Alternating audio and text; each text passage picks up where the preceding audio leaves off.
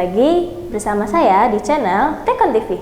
Stay safe, stay healthy, and stay connected with Tekon ID. Kali ini kita akan membahas seputar makoplasti. Apa itu makoplasti? Makoplasti adalah sebuah teknologi lengan robot yang membantu dokter bedah untuk operasi penggantian lutut dan juga pinggang. Wah, bagaimana ya prosedurnya ya? Simak penuturan Dr. Jeffrey Chu berikut ini. Tapi sebelumnya, jangan lupa tekan tombol subscribe dan nyalakan lonceng notifikasinya agar kamu bisa tetap update video-video menarik dari channel ini. Jangan lupa follow juga akun sosial media kami di bawah ini ya. Dan selamat menyaksikan.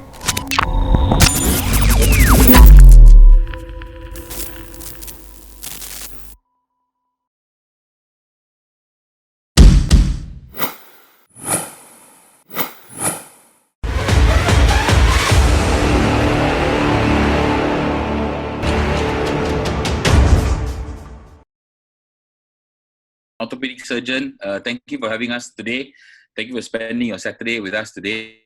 Lily will help me translate as well, right, Lily? Ya, kalau ada perlu pertanyaan, nanti saya akan coba untuk menerjemah sebisa mungkin. Okay, so today I will go straight. I'll be talking a little bit about hip and knee arthritis and the latest things in hip and knee arthritis. Jadi sekarang Dr. Chu akan menjelaskan mengenai lutut dan juga mengenai arthritis dan bagaimana alat teknologi terakhir yang untuk menyelesaikan solve problem ini. Okay, so we are orthopedic group in Singapore. We have a few subspecialties. I'm a hip and knee specialist.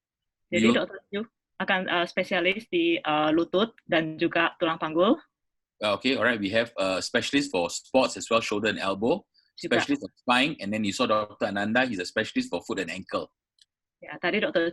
Ananda dari kaki dan ankle dan tumit ya. Okay, so today we'll be talking about the knee. Let me tell you a little bit about the knee first, and then we'll talk about the various problems which can happen in the knee and what we can do for you. All right. So this is the picture of the knee. Okay, so that's the thigh bone, that's the shin bone, and that's the kneecap. These are all the ligaments inside the knee. Can you see that? All right. Ini adalah bagian lutut anatomi. Dalamnya ada yang ACL-nya. Yeah, the ligaments and the ligamennya. All right. Okay. Bagian depan dan bagian belakang. Okay. So as you get older and older, many patients will develop early arthritis, also known as pangapuran. Jadi untuk pasien yang umurnya sudah mencapai mungkin sekitar 4-50, biasanya sudah mulai develop adanya perkapuran. A lot of patients start developing pain especially at night. They have stiffness, they have deformity, also pain on walking. Biasanya tanda-tandanya itu pada saat sakitnya pada saat malam hari dan juga ada kekakuan di dalam lututnya. Okay, dan alright. Waktu jalan itu akan sakit. Most of the time patients start developing pain in the front of the knee first. Untuk awalnya pasien akan merasakan sakitnya itu di bagian depan lutut. And then they can develop pain also the inside of the knee. Dan juga ada juga yang merasakan di bagian dalam lutut. Then as the time goes on, the whole knee gets destroyed. Dan untuk yang parah itu semua lututnya itu akan berasa sakitnya. Okay, so normally starts with one point first, like either the inside or front of the knee, and then slowly progresses throughout the whole knee. Seperti yang sudah dilihat di denahnya ini, biasanya tuh dari awal yang satu tempat dulu, nanti kalau misalnya dibiarkan itu akan mencapai semuanya yang di bagian lututnya itu akan kena gesekannya. Okay, so people develop this, especially ladies, because after menopause and because they're getting older, all right? Biasanya masalah ini lebih ke perempuan yang sudah mencapai masa menopause. Okay, very important. When you see a doctor, you must make sure there's no pain coming from the hip or from the back. Okay, pada saat lutut sakit dan kalau pergi ke dokter, biasanya harus ditanyakan juga ke dokter apakah hip atau tulang panggul saya bermasalah atau tulang belakang saya juga bermasalah. Okay, so make sure that the doctor always examines your hip as well and not just operate straight away on your knee. It's very, very important. Jadi bukan cuma langsung ke lutut, tapi juga harus dicek bagian tulang belakangnya dan juga bagian panggulnya. Okay, most of the time treatment of arthritis from medicines, injections, physio, and surgery. Untuk proses perkapuran ini biasanya dibantu dengan obat untuk pertama awalnya, dan suntikan, dan fisioterapi. Dan jalan terakhir adalah dengan menggunakan operasi. Okay, most patients don't require surgery. A lot of patients can be treated at 1, 2, or 3. All right. Tapi penanganannya tidak perlu langsung dengan operasi. Okay, all right. So there are many medications I'm sure you all know about. We won't go very much into it, like Acoxia, Celebrex. But just remember that no patient should be taking any of these medicines for more than 6 weeks at a time. Jadi kalau untuk obat biasanya tuh umumnya akan dikasih Alcoxia. Jadi dia tidak akan menjelaskan lebih lanjut. Hanya saja untuk obat ini tidak boleh diminum selama lebih dari 6 minggu. Okay, this because it can cause gastric as well as kidney problems. Karena ini akan menyerang mah dan juga ginjal. Okay, a lot of patients also ask me, what about the role of glucosamine? Glucosamine will help to control the pain, but does not cure the osteoarthritis. Dan biasanya dokter juga ditanya apakah glukosamin itu membantu. Dia bilang sih tidak membantu. Dia cuma hanya mengurangi sakit. Okay, what about a lot of people ask me about vitamins for the knee? Well, there are many in the market. All right, I tend to give this sort. All right, we have a special pre-prepared formula of all vitamins in one particular box, which is actually marketed under our own logo. All right, okay, this contains all the necessary vitamins. It is basically one capsule. It comes pre-prepared. It's like this, right? Contains all the glucosamine and all the medicines you require in just one packet per day. Oke, jadi dokter menyarankan biasanya untuk pasien yang mengalami perkapuran, dokter akan memberikan obat yang dijual dalam brand kita. Dalam satu sachetnya itu ada 5 butir. Di dalam setiap butir itu ada kandungan yang khusus, misalnya seperti glukosamin, vitamin, dan kalsium, dan juga vitamin D. Jadi semuanya itu di dalam satu sachetnya. Alright, a lot of patients also ask me, what about using knee guards? Yes, again, we also have all of these special knee guards.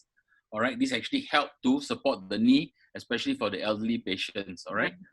Dan untuk lutut yang mulai sakit, biasanya orang bertanya, apakah saya bisa pakai knee guard? Knee guard itu yang buat protek lutut yang seperti dilihat Dr. Chiu. Dan ini juga memang bisa membantu untuk mengurangi rasa sakit di lututnya. These knee guards have been designed for the Asian knee specifically. Tapi knee guardnya ini didesain khusus untuk orang Asia. Jadi memang struktur orang Asia. Okay, all right. Okay, there are a lot of injections people always give into the knee. All right, the common injections we always give are either steroid or what is known as the oil, minyak. All right. Sekarang kita lanjut dengan suntikan. Jadi biasanya ada 2 jenis suntikan steroid dan juga suntikan Synfis yang atas nama oil, biasanya atau minyak ya disebutnya. Okay, you should not be getting repeated injections of steroid, maximum 3 into the knee for your life. Untuk steroid ini tidak bisa disuntik berulang kali karena tidak bagus untuk lutut. Okay, the oil injection can be given, but after a while it doesn't work. Dan untuk yang suntikan minyak tadi itu, untuk awalnya biasanya bisa membantu sakit. Tapi kalau misalnya terus-terusan dikasih suntikan dan kondisinya sudah memburuk, itu biasanya tidak akan membantu lagi. Okay, this is the latest injection in the market. It's called N-Stride. All right, what we do is we take your blood and we take something like a concentration of the blood and we inject it back into your knee to control the pain. Oke, suntikan yang terakhir ini adalah suntikan N-Stride. Ini dia ambil seperti plasma dari dalam darah tubuh kita dan setelah diproses disuntik balik ke dalam tubuh. Okay, so all else fails. Okay, all right. So we skip this directly. Right. So now, after everything fails beside your medications, injections, and physio, then we need to talk about what kind of surgery to do for you. All right? Okay, seperti yang tadi Dr. Chiu bilang, pertama awal-awal kita bisa mencoba dengan obat, dengan suntikan, dengan fisioterapi. Tapi kalau semuanya gagal, ini ada mau tidak mau harus dengan ke tahap berikutnya, yaitu dengan suntikan. Okay, number one, we always try to preserve your cartilage as much as possible.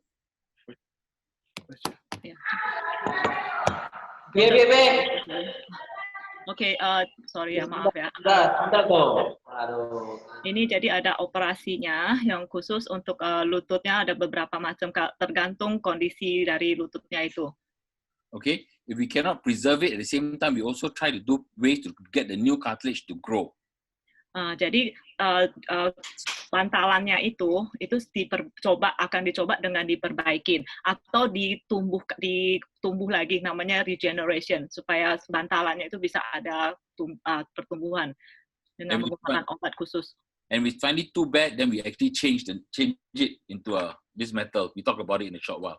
Alright? Tapi kalau seandainya bantalannya itu sudah terkikis habis dan sudah tidak bisa dibantu dengan cara lain, yaitu baru dengan ditukar bantalannya. So this is known as a keyhole surgery. If you have small tears in your cartilage like this, ini kalau pada tahap yang awal, jadi cuma ada robekan kecil.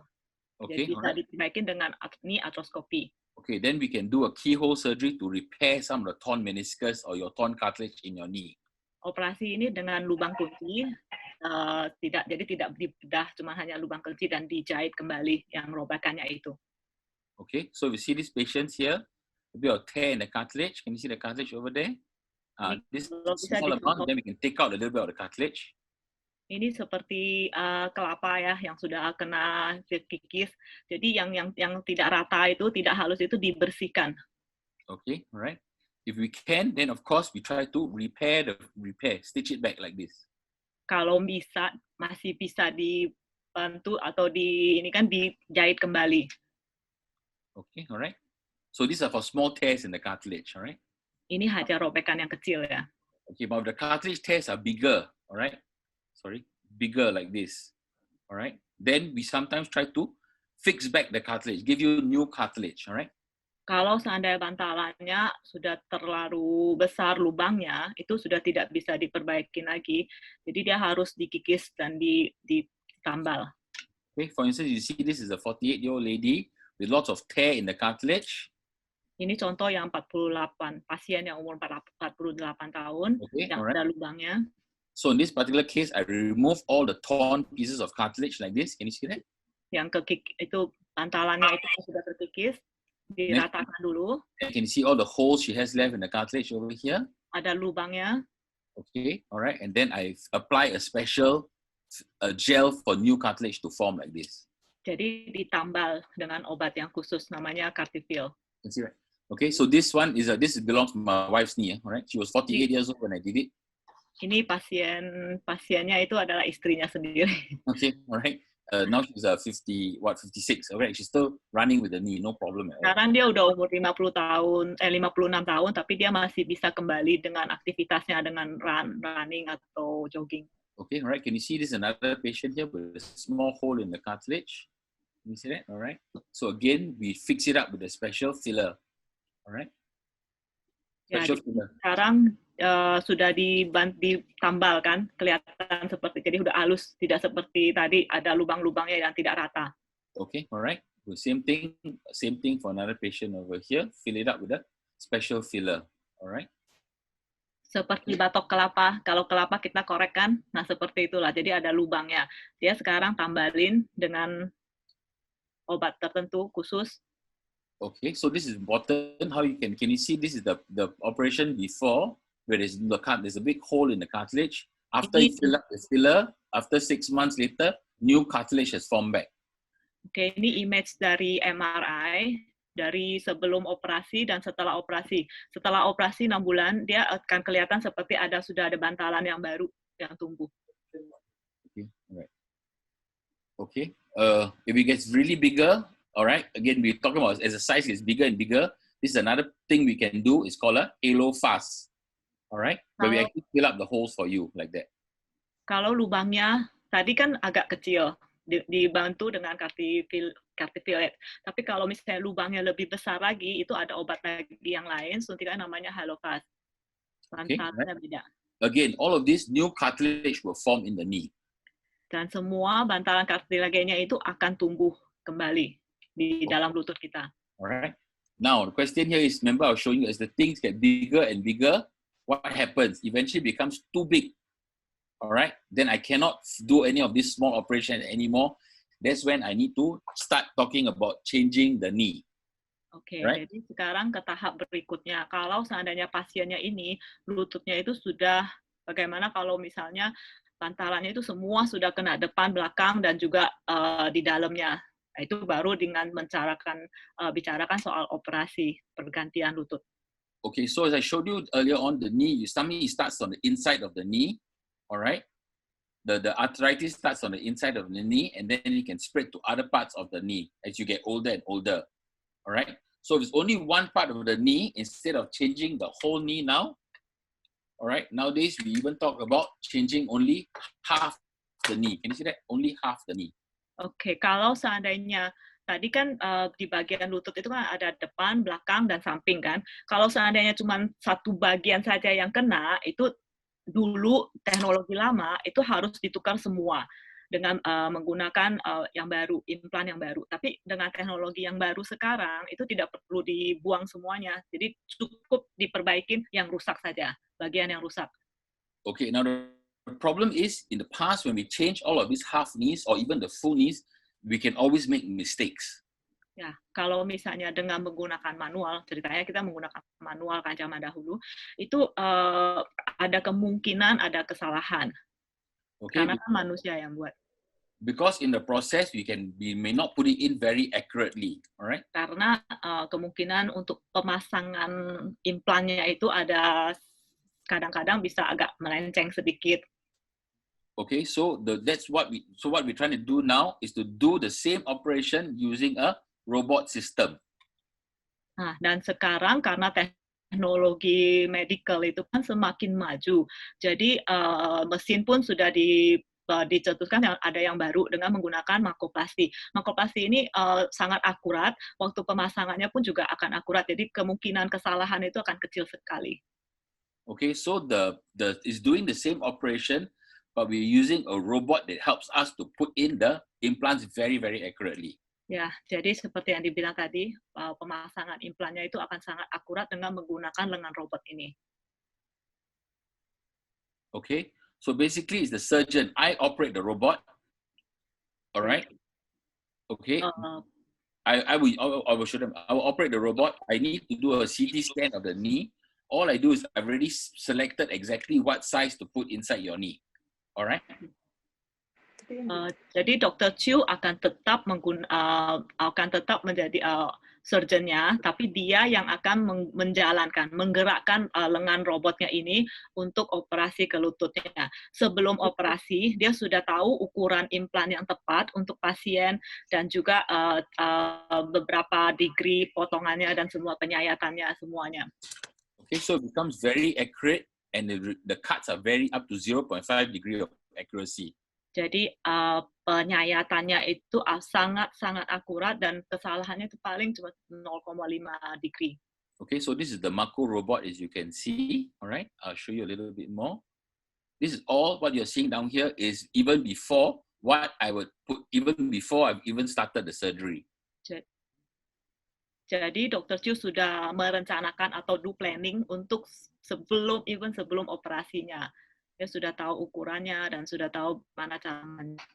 Okay, all right. So that means it's a very accurate size, very small incision, very accurate placement, less pain, much faster recovery. Jadi keuntungannya dengan menggunakan mesin ini, yaitu karena ukuran implannya itu tepat sekali dan penyayatannya itu sangat kecil dan agak kurang sakit dan juga penyembuhannya itu juga lebih cepat. Okay, so this is basically how we do it. All right, sorry. This is how we do it. All right, here we have the animation. This is the robot over here. Can you see that? Jadi ini seperti setup operating theater-nya lah ya. Operating theater-nya kan seperti ini. Pasien yang dibaringkan dan menggunakan mesin. All right, okay. Then I'll be on the robot arm. All right. I'll be holding the robot arm. My hand Jadi over there. bukan robotnya aja yang bekerja sendiri, tapi tetap digerakkan sama dokternya. Then instead of cutting the bone, I just burr it off. I just take off only the part that's affected. Untuk yang kalau dengan metode dulu, pergantian lutut kan harus dipotong. Tapi kalau untuk sekarang itu tidak perlu dipotong lagi. Untuk lutut-lutut tulang-tulang kita cukup diasah saja yang mana yang rusak. Setelah itu baru dipasang implannya. So this means it becomes very, very accurate. All right. Jadi sangat akurat. Okay. All right. So this is myself. I'm looking at the screen over here. Ini Alright. contoh This is proses the robotic arm you can operasinya. see over here. Jadi dokter akan lihat ke monitor. Dan kalau dia mau penyayapnya atau mau asahnya melenceng sedikit, itu tidak bisa. Karena kan robotnya ini tidak memperbolehkan untuk pelencengannya. Okay, so you see somebody's X-ray. This is the one compartment is affected. Then I can just replace it very accurately with a half knee replacement. Ini contoh pasien yang sudah setengah. Okay, so this is a 63-year-old gentleman after surgery. Pasien 23 tahun yang setelah operasi sudah kembali normal, bisa berolahraga. Okay, yeah, they can all go back to exercise. Can you see that? All right.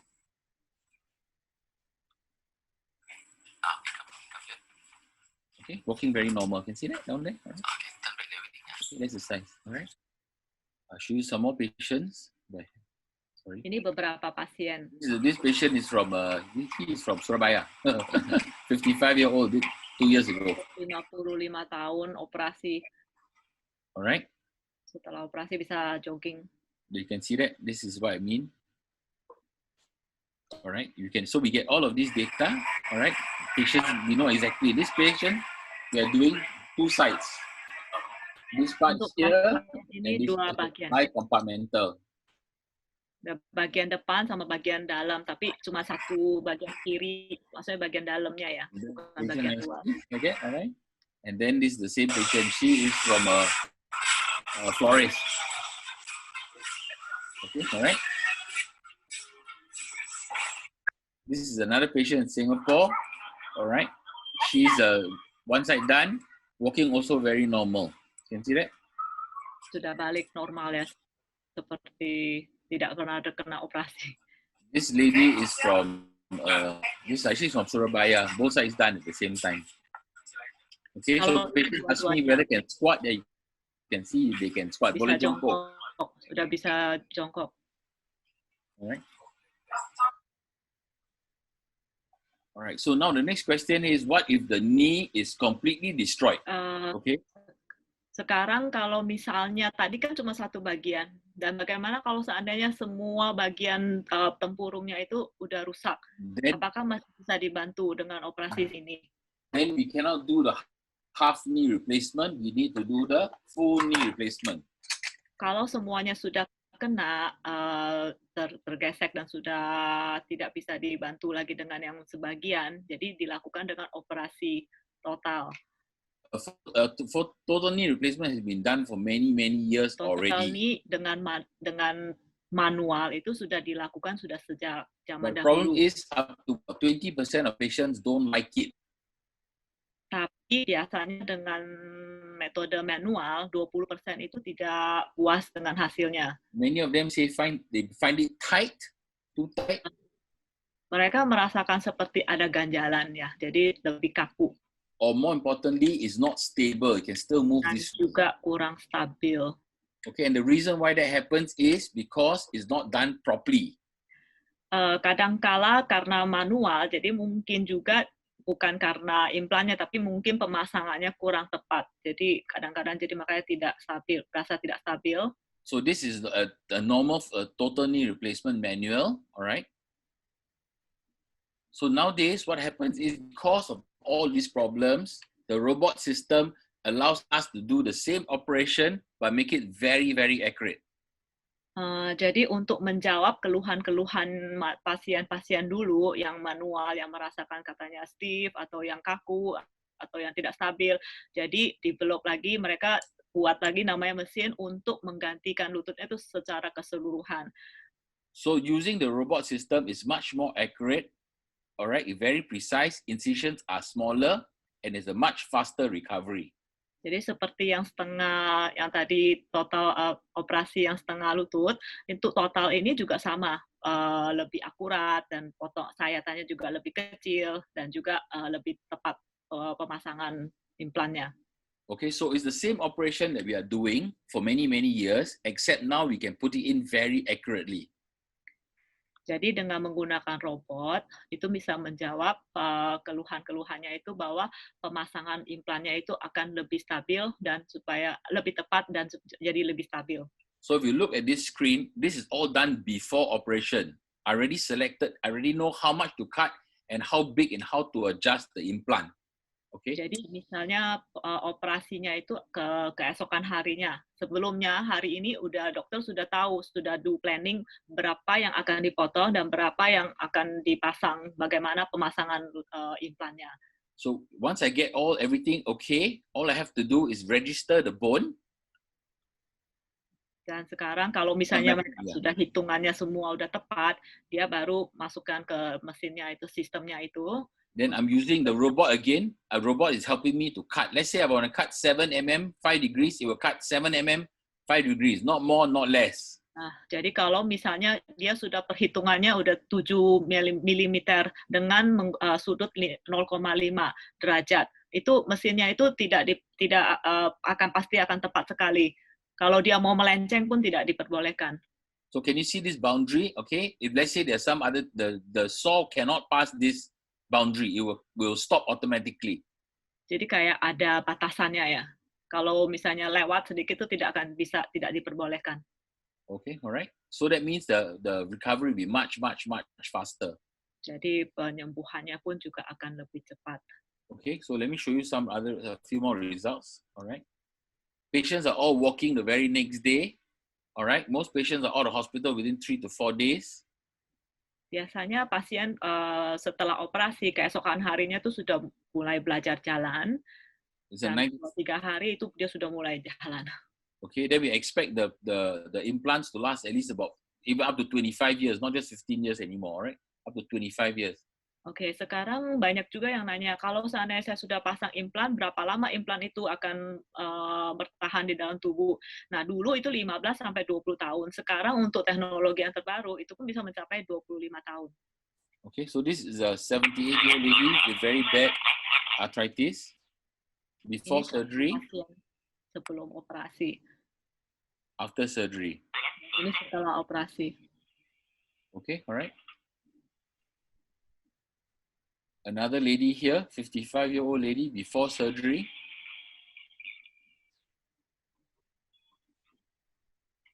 After surgery. Setelah operasi. Okay.